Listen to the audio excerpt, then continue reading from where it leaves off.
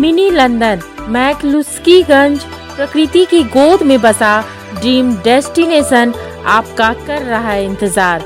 आइए अपने यादगार लम्हों को बिताइए ड्रीम डेस्टिनेशन में। राजधानी रांची से महज 50 किलोमीटर दूर आपका अपना ड्रीम डेस्टिनेशन।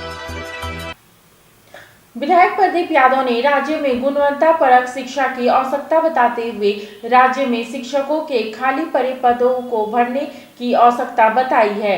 प्रदीप यादव ने कहा है कि मॉडल स्कूलों को केंद्र की यूपीए सरकार ने बनवाया, लेकिन बीजेपी ने इसे बंद कराने में अपनी भूमिका अदा की है। कि शैक्षिक वातावरण के लिए शिक्षकों को सुविधाएं जरूरी है। आप देखिए अभी जो केसेस है निदेशालय और सचिवालय और शिक्षकों का हाई कोर्ट में कितने, जिसकी संख्या अनगिनत है। उन्हें 20 साल से कई जिलों के शिक्षकों को प्रमोशन नहीं मिला, वो तब मिलेगा जब लोग कोर्ट जाएगा। इसके बारे में सोचने वाला कोई लोग नहीं है। इन चीजों को सोचना होगा। अब गृह जिला के ट्रांसफर के लिए आपके पास भी एक लोगों के पास लोग आ रहे हैं कि भाई गृह जिला में ट्रांसफर होना चाहिए, शिक्षकों को सुविधाएं मिलनी चाहिए। अब सरकार ने ऐसी नियमावली बना डाली, इतने कठिन कठिन शर्तों को रख दिया कि नौ राधा को 9 मन तेल होगी, 9 राधा नाचेगी। एक ट्रांसफर नहीं हो सकता उससे, जो मैं है समय कम है इसलिए मैं उसे पढ़ना नहीं चाहता। अध्यक्ष महोदय, कुछ चीजें जो बेहतर है उस बेहतर चीजों को हम कैसे ठीक करें, सरकार को इस पर विचार करना चाहिए। जो जैसे आपने पारा शिक्षकों को किया, मैं बधाई देता हूं, पूरे राज्य ने आपको बधाई दिया है।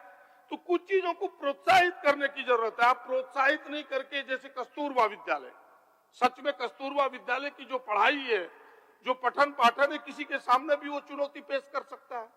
अब वहां की शिक्षिकाओं को आप और बेहतर न करके अगर आप लाठी के डंडे से डिमोरलाइज कीजिएगा तो बड़ी मुश्किल है। आप वहां इस शिक्षिकाओं का मानदेय कितना कम देते हैं। अब उसके समानांतर अब अस्थायी बहाली आप करने जा रहे हैं। वो बेचारी 20 वर्षों से आपकी शिक्षा व्यवस्था को ठीक किया, उसके बारे में विचार नहीं करते हैं। घंटी वाइज पढ़ाने वाले लोग, जो जिसमें 9वीं 8वीं की, जो अभी पूर्व शिक्षा मंत्री कह रही थी कि 9वीं 8वीं क्लास की हमने पढ़ाई प्रारंभ की, किसके बल पर? वही घंटी वाइज आधारित शिक्षकों के बल पर। अध्यक्ष महोदय, उसके बारे में हम विचार नहीं करते। जो चौकीदार है उसको हटा रहे हैं। विषय है, केवल 2 विषय है।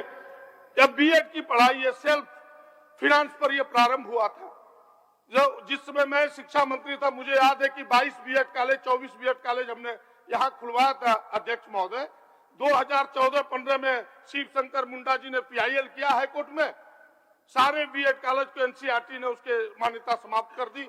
फिर सरकार 15-16 में जिनकी सरकार थी, उन्होंने एफिडेविट करके दिया कि हम इनका अस्थायीकरण बहाली करेंगे। बहाली तो अस्थायीकरण नहीं हुआ, यूनिवर्सिटी को दे दिया। यूनिवर्सिटी ने उनके वेतन इतने कम कर दिए, उससे पास होकर के शिक्षक बन रहा है, 50,000 मिल रहा है, वो बेचारे को 30,000 मिल रहा है, और वो पढ़ा रहा है बेचारा। करे तो क्या करे। अध्यक्ष महोदय, ऐसे चीजों को प्रोत्साहित करने का, आज एडमिशन पूरे राज्य का एक हो गया बीएड कॉलेज का, लेकिन फी एक नहीं हो पाया।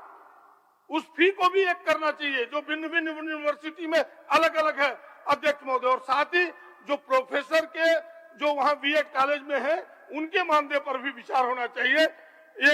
ये मैं आपसे आग्रहपूर्वक कहना चाहूंगा। अंत में यह कहते हुए कि भाई सरकारें बदलती है अध्यक्ष महोदय, और सरकार की नीतियां बदल जाती है, ये बड़ा मुश्किल है। ये जो गॉडसे की पढ़ाई है, ये हमारे लिए चिंता का विषय अध्यक्ष महोदय।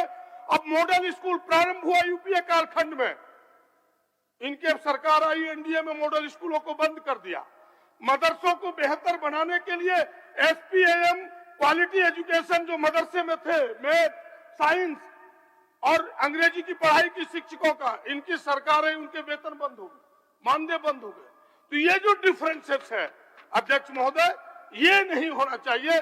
मैं अंत में यही कहूंगा कि मुझे विश्वास है कि यह सरकार जिस प्रकार से छोटे प्रयास प्रारंभ किए, इन प्रयासों में तेजी लाना होगा, वरना परिणाम नहीं आएगा। समय कम है सरकार के पास, 3 साल आपके गुजर चुके हैं, आपको बेहतर परिणाम देना है। तो इसके बारे में गहन अध्ययन करके, शिक्षाविदों की टोली बिठा करके कैसे शिक्षा को बेहतर किया जाए। आपने कई योजनाएं लाई है, कई स्कीम लाए हैं, वो फायदेमंद है, लेकिन और कुछ करने की जरूरत है। तभी स्वामी विवेकानंद की वह वाक्य हमें लगता है कि चरितार्थ होगा कि समाज की पहचान बड़े बड़े अटालिकाओं से नहीं, उस समाज में पढ़े लिखे नौजवानों से उसकी चिन्हित की जाती है। जब टूटती है आस, जब थकती है सांस, जब रूठते हैं अपने, मुंह मोड़ता है जमाना, जब अंगड़ाई लेता है संकल्प, फिर बनती है कहानी, बनते हैं अनमिट निशान। देखिए मेरे साथ संघर्ष की दास्तान।